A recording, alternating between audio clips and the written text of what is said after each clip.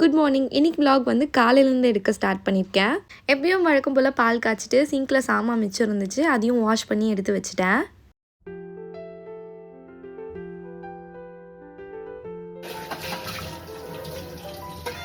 Coffee இல்லாமல் அந்த டேவே ஸ்டார்ட் ஆகாது. காஃபி போட்டு குடிச்சிட்டேன். இன்றைக்கி ஒரு பார்சல் ரிசீவ் ஆயிருந்துச்சு. Set of 12 container. மெட்டீரியல் வந்து பிளாஸ்டிக். இது 1100 ml கண்டெய்னர். இந்த கண்டெய்னரோட குவாலிட்டி வந்து சூப்பராக இருந்துச்சு. ஆனால் எனக்கு ஒரே ஒரு கண்டெய்னர் வந்து லைட்டாக பிரேக் ஆயிருந்துச்சு.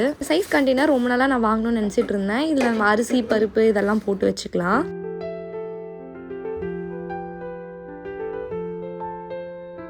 கண்டெய்னர்ஸும் நல்லா சோப் ஆயில் போட்டு வாஷ் பண்ணி எடுத்து வச்சுட்டேன். அன்றைக்கி வாங்கி வச்ச பாதி கிராசரி ஐட்டம்ஸ்லாம் அப்படியே தான் இருந்துச்சு. இந்த கண்டெய்னர் வந்ததும் ஸ்டோர் பண்ணி எடுத்து வச்சுக்கலான்னு வச்சுருந்தேன். பேலன்ஸ் இருந்த கிராசரி ஐட்டம்ஸ்லாம் இதில் போட்டு ஆர்கனைஸ் பண்ணி எடுத்து வச்சுட்டேன்.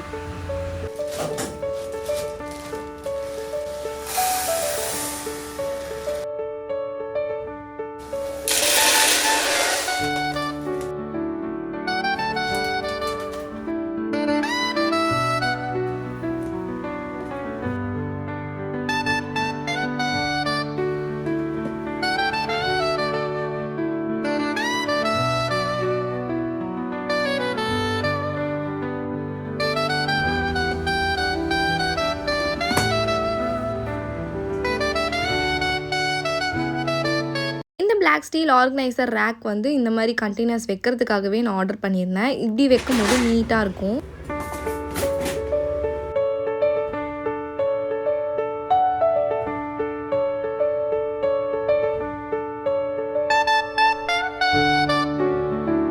இந்த ஒயிட் உடன் ரேக்கில் இப்படி ஆர்கனைஸ் பண்ணி வைக்கும் போது பார்க்க ரொம்ப நீட்டாக இருந்தது. மார்னிங் பிரேக்ஃபாஸ்ட்க்கு உடச்சி ஊற்றின முட்டை குழம்பு தான் நான் பண்ணியிருந்தேன். நான் குக் பண்ண ஸ்டார்ட் பண்ணதுலேருந்து எனக்கு இருக்கிறதுலே பெரிய கன்ஃபியூஷன் என்னென்னா, காலையில் நைட்டு ஆஃப்டர்நூன்லாம் என்ன பண்ணணும் அப்படின்னு யோசிச்சே எனக்கு நான் டைம் ஓட்டிடுவேன். குக் பண்ணுறது கூட பண்ணிடலாம், ஆனால் என்ன பண்ணணும் அப்படின்னு யோசிக்கிறதுல தான் அந்த கன்ஃபியூஷன். அதனால் என்ன பண்ணுறேன்னா, கொஞ்சம் முன்னாடி நாளே யோசிச்சு வச்சுப்பேன் இதெல்லாம் பண்ணலான்ட்டு.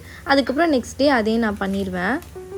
அண்ட் இப்போ நான் ஒன்று சொல்லியே ஆகணும், நான் ஒரு பக்கா இன்ட்ரோவர்ட். யாராச்சும் என்கிட்ட பேச வந்தாங்கன்னா கூட ஹாய் அப்படியே நிறுத்திடுவேன். அதுக்கு மேலே அவங்கக்கிட்ட வந்து என்ன பேசணும்னு கூட எனக்கு தெரியாது. காலேஜ் படிக்கும் போதெல்லாம் எனக்கு ரொம்ப க்ளோஸ் சர்க்கிள் உள்ள ஃப்ரெண்ட்ஸ் கிட்ட மட்டும் தான் பேசுவேன். எல்லார்கிட்டையும் பேச மாட்டேன். லைக் எனக்குன்னு ஒரு ஃப்ரெண்டு வச்சுருப்பேன், அவங்கக்கிட்ட மட்டும்தான் எல்லாம் ஷேர் பண்ணுவேன். எல்லா ஃப்ரெண்ட்ஸ்கிட்டையுமே எல்லாமே சொல்ல மாட்டேன். எல்லாரும் நான் ரொம்ப சைலண்ட்டான பர்சன் அப்படின்னு சொல்லுவாங்க, ஆனால் நான் அப்படி கிடையாது. எனக்கு வந்து யார் ரொம்ப க்ளோஸாக இருக்காங்களோ அவங்கக்கிட்ட வந்து நான் பேசுகிறதே வேறு மாதிரி இருக்கும். பயங்கரமாக பேசிக்கிட்டே இருப்பேன், வாயே மூட மாட்டேன். நானும் ட்ரை பண்ணுவேன் இப்படி இருக்கக்கூடாது, எல்லார்கிட்டையும் பேசணுன்ட்டு. ஆனால் அது நேச்சுரலாகவே வராது. ஒரு சில பேர் வந்து தப்பாக நினச்சிப்பாங்க, பார் எவ்வளோ ஆட்டிடியூட் காமிக்கிறான்னு, இல்லைனா இவ அப்படி தான் அப்படின்னு சொல்லிடுவாங்க. இந்த மாதிரி சில பீப்புள்ஸ் வந்து ஜட்ஜ் பண்ணுவாங்க. ஆனால் எனக்கு அது பழகிருச்சு. ஃபார் எக்ஸாம்பிள் இப்போ வந்து யாராச்சும் பேக் ஸ்டாப் பண்ணுறாங்க, இல்லை ஏதோ ஒரு கெட்ட விஷயம் பண்ணியிருக்காங்க, ஆனால் அது எனக்கு நல்லாவே தெரிஞ்சிருக்கும். பட் அவங்கள பார்த்து நான் கேட்க மாட்டேன், ஏன் இப்படி பண்ணீங்க அப்படின்னு கூட நான் கேட்க மாட்டேன். அப்படியே அந்த பர்சனை வந்து ஒரு ஏரியா அவாய்ட் பண்ணிவிடுவேன். என் கண்ணெதிர்க்க இருந்தால் கூட அவங்க இல்லாத மாதிரி தான் நான் வந்து ட்ரீட் பண்ணுவேன். இப்போல்லாம் அப்படி கிடையாது, எல்லாத்தையும் ஓவர் கம் பண்ணி வர ட்ரை பண்ணிகிட்ருக்கேன். புது இடம், புது பீப்புள்ஸ் வந்து எனக்கு அடாப்ட் பண்ணிக்கவே ரொம்ப கஷ்டமாக இருக்கும். என்ன மாதிரி பீப்புள்ஸ் யாராச்சும் இருந்தீங்கன்னா இந்த மாதிரி இருக்காதீங்க, ஓவர் கம் பண்ணி வர ட்ரை பண்ணுங்கள். இந்த மாதிரி விஷயம் நான் யார்ட்டுமே ஷேர் பண்ணதில்லை, இப்போ தான் ஃபஸ்ட் டைமாக நான் சொல்கிறேன். ஆஃப்டர்நூன் போல் பிரியாணி தான் பண்ணியிருந்தேன். பிரியாணி வந்து சூப்பராக இருந்துச்சு.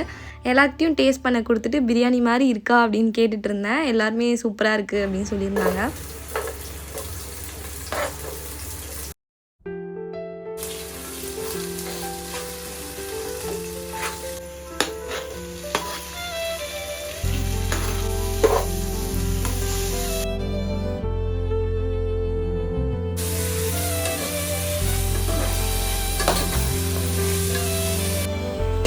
ஒரு குட்டி இன்ட்ரோ என்னை பற்றி நான் சொல்கிறேன். காலேஜ் 3rd இயர் படிக்கும் போதே எனக்கு மேரேஜ் ஆயிடுச்சு. பிகாம் வந்து நான் கம்ப்ளீட் பண்ணிட்டேன். எனக்கு ஒரு பாய் பேபி இருக்கா, அவனுக்கு வந்து 3 இயர்ஸ் ஆக போகுது.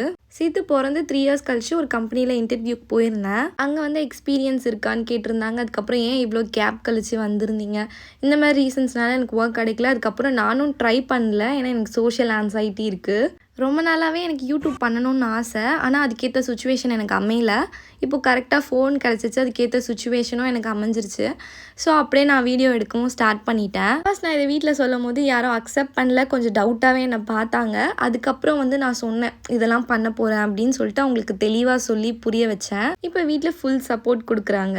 அண்ட் இதை நான் சொல்லியே ஆகணும், எனக்கு சப்போர்ட் பண்ணுற எல்லாருக்குமே பெரிய பெரிய தேங்க்ஸ். அண்ட் என்னுடைய சப்ஸ்கிரைபர் கவுண்ட்டுமே டே பை டே இன்க்ரீஸ் ஆகிட்டே இருக்குது. அதுக்கெலாம் ரொம்ப பெரிய thanks. And coming back to the video, இந்த பிரியாணிக்கு தொட்டுக்கிறதுக்காக நான் ஆம்லேட் போட்டிருந்தேன்.